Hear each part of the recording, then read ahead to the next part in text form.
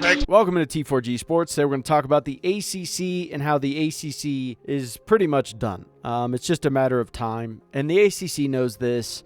A lot of people said you couldn't get out of this contract. Well, that is just not true. They're getting out of this contract. These teams, the big teams in the ACC, will leave the ACC. It's just a matter of time. So, who knows when that's exactly going to be, but I can tell you right now it's going to happen. I think the chances that the big teams in the ACC, like Clemson, Florida State, even Miami, North Carolina, I think the chances of them staying in the ACC past 2030 I would give it an estimation that it's probably 5%, maybe. That would be my guess. 10% at the very highest, and I would be shocked if some of those teams even last that long. And we'll get into why that is with this article and what the ACC did last week.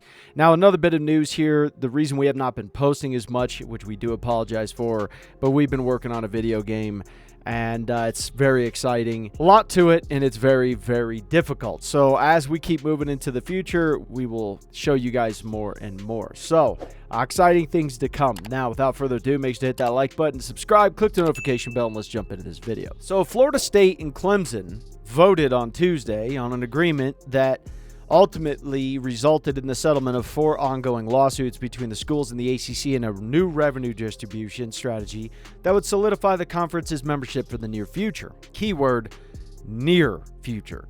Okay.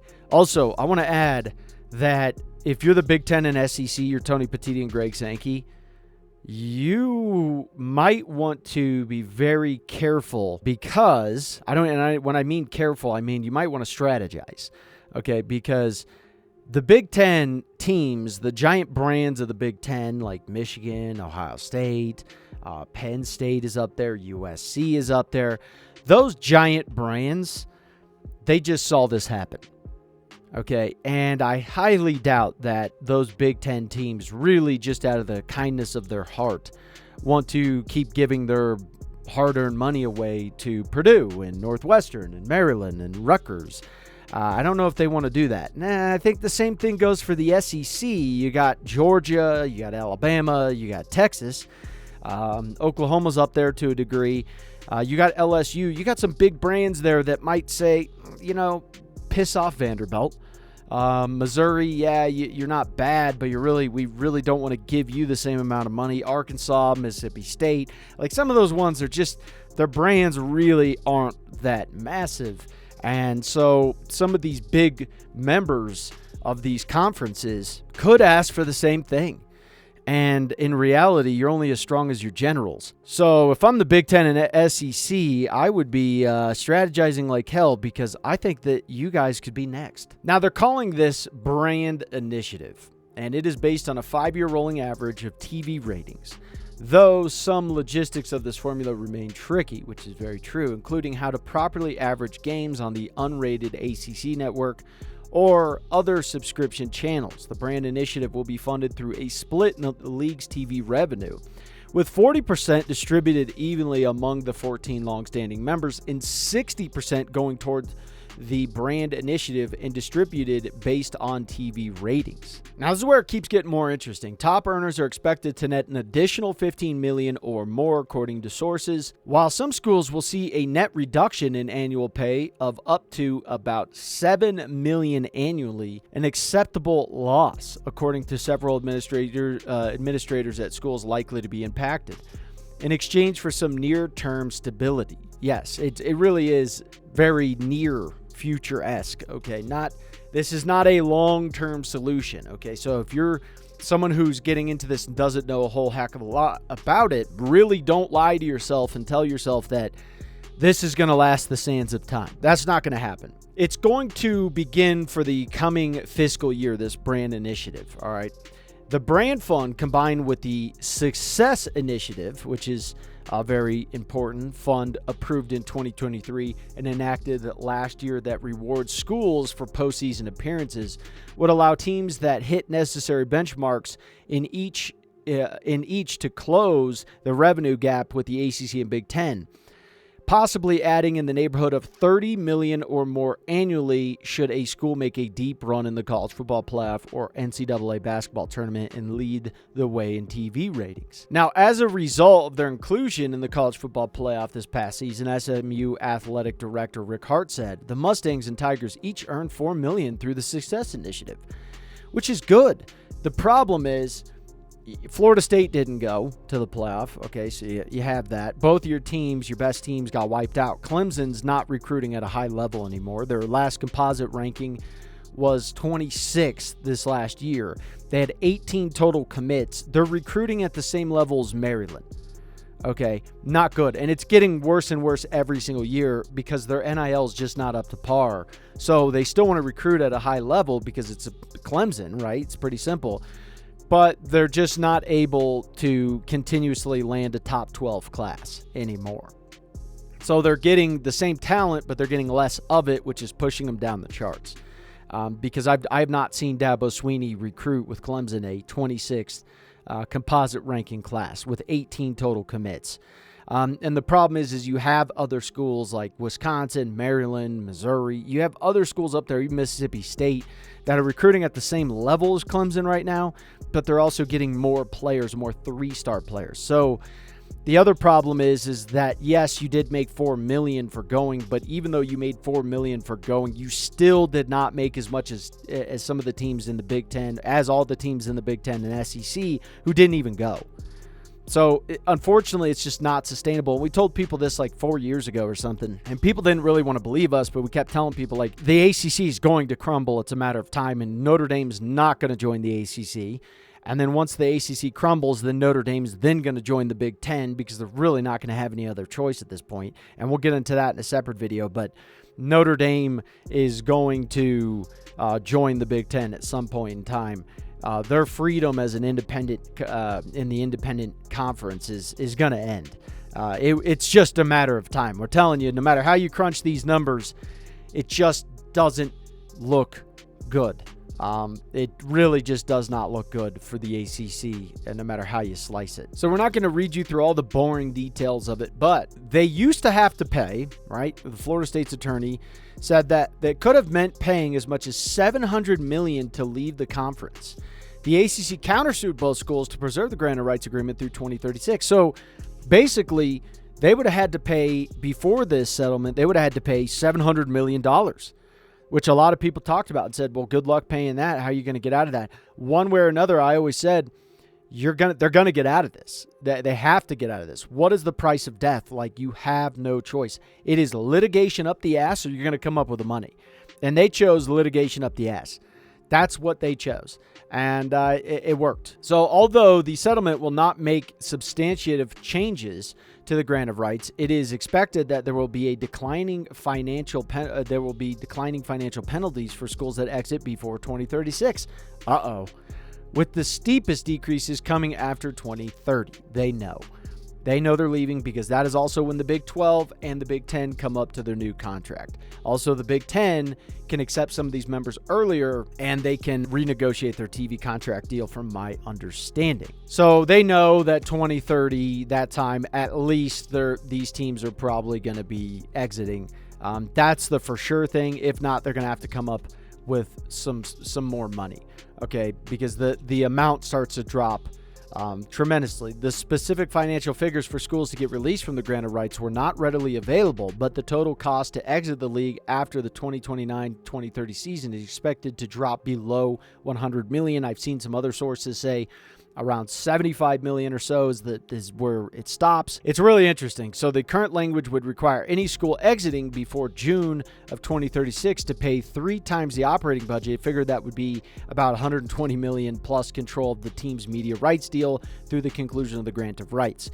So they can now pay a much less penalty over time and also get their grant of rights as well. Very, very interesting here. So, in my opinion, yeah, they're out of here. I really do believe these schools, because you go to the Big Ten, you go to the SEC, you don't have to have any success initiative, at least how it stands right now. That could change. And if it does change, maybe some of those teams will look to say, hey, I might stay in the ACC. That could also happen. There's some interesting things that could happen here. But if it stays the way it is right now, these teams could leave, pay a pretty hefty price, still not as hefty as it used to be, but they could pay a hefty price that they could end up getting out and not having any success initiative and getting paid a lot more money. Don't confuse yourself and think that this is just an ACC problem, okay? Because there's Big Ten and SEC teams that might pull this same move. I mean, Ohio State is the biggest brand in college football. Look at their athletic department. Yeah, they lost $30 million this year, but they pulled in a total of like $270 some odd million.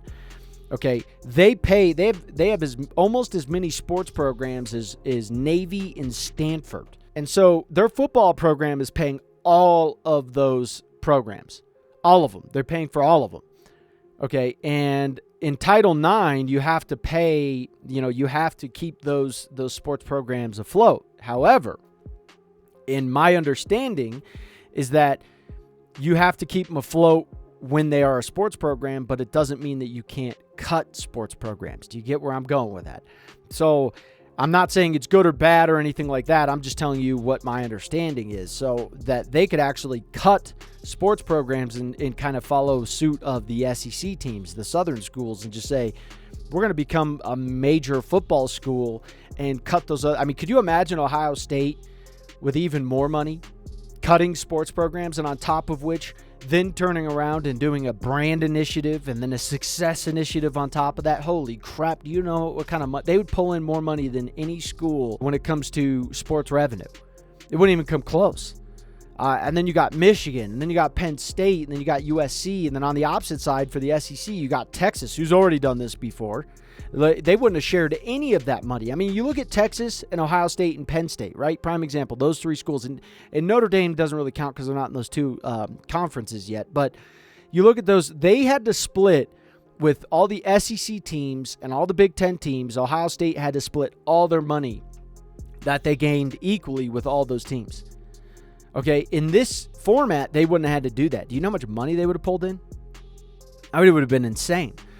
So you look at the opposite side, Texas, Georgia, Alabama, LSU, they could do the exact same thing. And so I think this could end up being bad for the sport. I really do. I don't want that to happen. Because, yeah, it'd be good if you are a fan of those teams, but if you're not a fan of those teams, it is going to be brutal.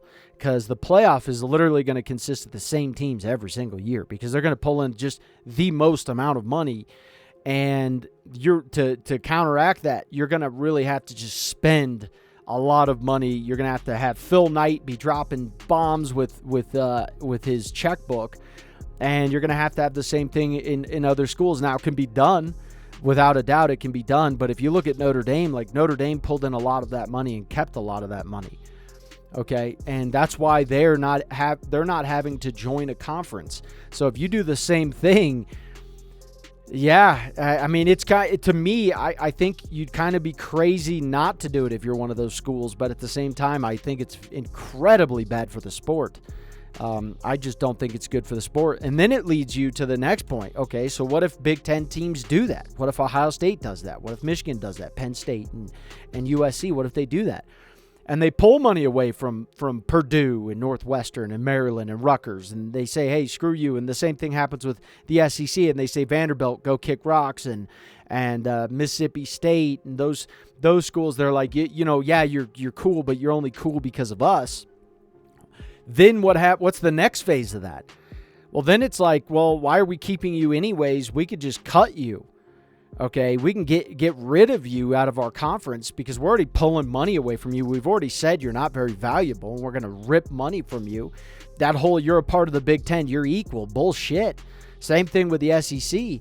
They could end up getting to the same phase where they go, let's take it a step further and cut them out and then replace them with Clemson and Florida State. Then you're making even more money on top of that. So there is definitely an area where this could get very ugly very quickly. So to sum this all up, ACC teams are fine for now, but that literally means fine for now.